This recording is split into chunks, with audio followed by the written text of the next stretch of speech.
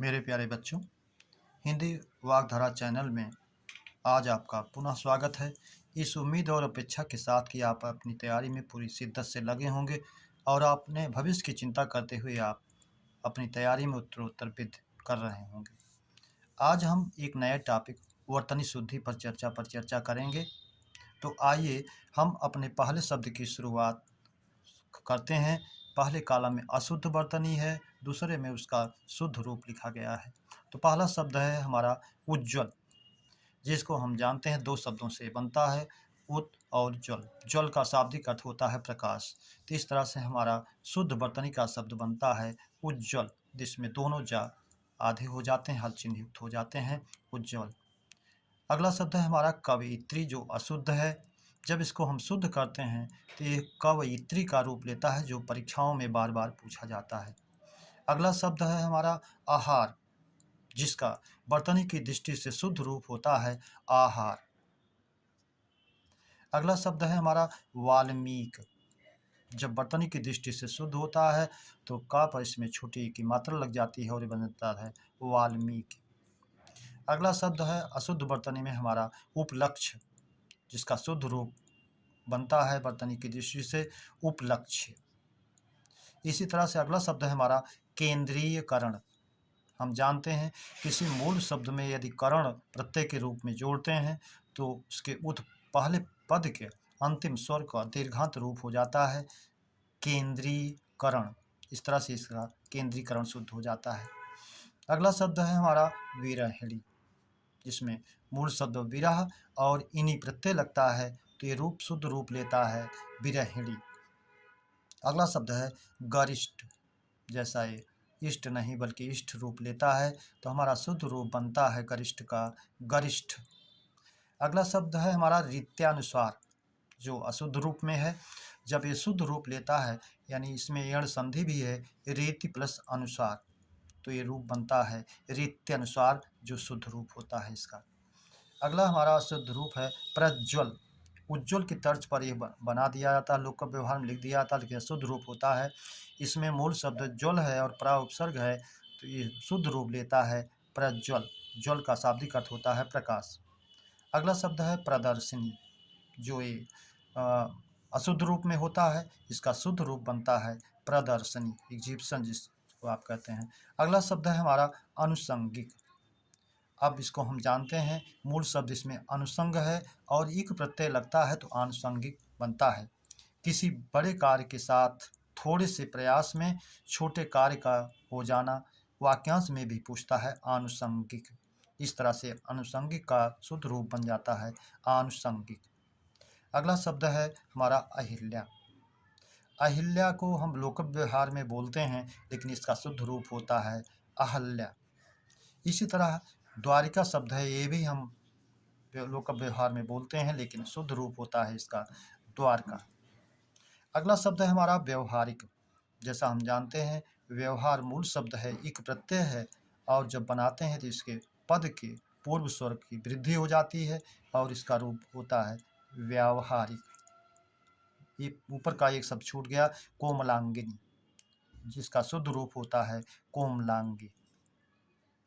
अगला शब्द है हमारा प्रामाणिक। मूल शब्द है प्रमाण, इक प्रत्यय, पद के पूर्व स्वर की वृद्धि, शब्द बन गया शुद्ध रूप प्रामाणिक। आध्यात्मिक, मूल शब्द है अध्यात्म, इक प्रत्यय, आ की वृद्धि पूर्व स्वर की, बन गया आध्यात्मिक। अगला शब्द है महत्व, जो दो त्वा प्रत्यय से युक्त होकर के महत् प्लस त्वा बनता है। दोनों ता इसमें हल चिन्ह युक्त होते हैं, इसलिए इसका शुद्ध रूप बनता है महत्व। अगला शब्द है हमारा कुमुदनी। कुमुद में इन्हीं प्रत्यय करने पर शुद्ध रूप बनता है इसका कुमुदनी। अगला शब्द है हमारा महात्म्य। मूल शब्द है इसमें महात्मा, या प्रत्यय है, पद के पूर्व स्वर की वृद्धि, शुद्ध रूप बनता है महात्म्य। अगला शब्द है हमारा खड ऋतु। जैसा हम जानते हैं ये खट और ऋतु से मिलकर बनता है तो टा हल चिन्ह युक्त होता है, इसलिए डा का रूप भी हल चिन्ह युक्त होगा, शुद्ध रूप बनेगा इसका खड ऋतु। अगला शब्द है हमारा मनोकामना। जैसा हम जानते हैं विसर्ग के बाद का खा पा फा आए तो विसर्ग का विसर्ग ही रहता है, इसलिए इसका शुद्ध रूप बनेगा मनः कामना। अगला शब्द है हमारा अनाधिकृत। जब इसका हम विच्छेद करते हैं अनुपसर्ग के साथ तो ना हल चिन्हित होता है, अन प्लस अधिकृत और आ जाकर के ना में समाहित होता है, शुद्ध रूप बनता है अनाधिकृत। अगला शब्द है हमारा चरमोत्कर्ष। जैसा हम संधि का है, इसको हम शब्दों को अलग करते हैं तो चरम प्लस उत्कर्ष गुण स्वर संधि बनती है, शुद्ध रूप बनता है चरमोत्कर्ष। अगला शब्द है हमारा अच्छोहिणी। जब इसका हम संधि विच्छेद करते हैं तो अच्छ प्लस ऊहिणी बनता है और इसका शुद्ध रूप बनता है अच्छौहिणी। उपरोक्त ये स्वर संधि का शब्द है, यह स्वर संधि में यण का शब्द है, इसका संधि विच्छेद बनता है ऊपरी प्लस उक्त। यण संधि के अनुसार इसका शुद्ध रूप बनता है उपर्युक्त। अगला शब्द है हमारा भुजंगिनी, जबकि इसका शुद्ध रूप बनता है भुजंगी। अगला शब्द है भुक्खड़, इसका शुद्ध रूप बनता है भुक्खड़। अगला शब्द है हमारा श्रीयुत। जैसा कि हम जानते हैं श्रीयुत और प्रत्युत इसके ता जो है हल चिन्ह युक्त विहीन होते हैं, तो इसलिए हमारा शुद्ध रूप बनेगा श्रीयुत प्रत्युत। अगला शब्द है हमारा कुआं धुआं। हम जानते हैं कुआं और धुआं पर चंद्र बिंदु आ पर होती है, इसलिए शुद्ध रूप बनता है हमारा कुआं और धुआं। अगला शब्द है पूजनीय।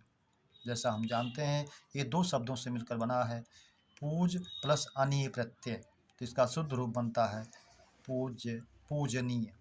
अगला शब्द है मैथिली शरण। इसका हम जानते हैं शुद्ध रूप बनता है मैथिली शरण। अगला शब्द है हमारा पुरस्कार। इसको हम जानते हैं ये दो शब्दों से मिलकर पुरः पुरस्कार, रा पर छोटी की मात्रा नहीं होती है, शुद्ध रूप बनता है पुरस्कार। अगला शब्द है हमारा अहेतुकी, जिसका शुद्ध रूप बनता है अहेतुकी। अगला शब्द है हमारा दैदीप्यमान, जिसका शुद्ध रूप बर्तनी की दृष्टि से होता है देदीप्यमान। अगला शब्द है हमारा दुरावस्था। जैसा कि हम जानते हैं ये दुह प्लस अवस्था, विसर्ग जो है रा का हल चिन्हित रूप लेता है, आ जाकर के उसमें मिल जाता है तो शुद्ध रूप बनता है इसका दुरावस्था। अगला शब्द है उपरोक्त, ऊपरी प्लस युक्त यण संधि के अनुसार शुद्ध रूप बनता है उपर्युक्त। अगला शब्द है तदोपरांत। जब इसका हम विच्छेद करते हैं तो बनता है तत् प्लस उपरांत, इस तरह शुद्ध रूप बनता है हमारा तदुपरांत। अगला शब्द है हिरण्याकश्यप। इसका शुद्ध रूप होता है हिरण्यकशिप, इस तरह से हिरण्यकशिप हो जाएगा। अगला शब्द है ज्योत्सना। ज्योत्सना का शाब्दिक अर्थ होता है चांदनी और इसमें ता और सा दोनों आधे होते हैं, इसलिए इसका शुद्ध रूप बनता है ज्योत्सना। ये ज्योत्सना जो है जुन्हाई का तत्सम है।